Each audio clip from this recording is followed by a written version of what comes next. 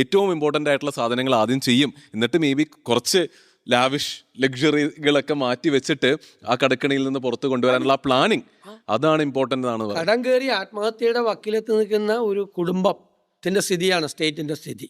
അവിടെ നിന്ന് തിരിച്ചു കൊണ്ടുവരണം.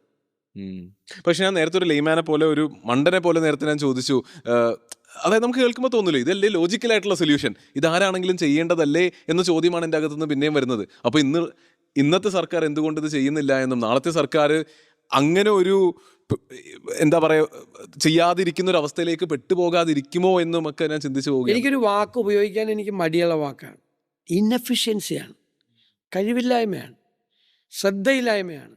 ഇതൊക്കെ ഇങ്ങനെ നടന്നു പൊക്കോട്ടെ എന്നുള്ളൊരു ചിന്തയാണ് ഇവരുടെ മനസ്സിൽ. അങ്ങനെയുണ്ടല്ലോ, ഇതൊക്കെ അങ്ങോട്ട് പൊക്കോട്ടെ, നടന്നു പൊക്കോട്ടെ. അങ്ങനെ അല്ലല്ലോ ചിന്തിക്കേണ്ടത്. അവിടെയാണ് ഗവേണൻസ് എന്ന് പറയുന്നത്. താങ്കൾ ആദ്യം പറയല്ല, ഗുഡ്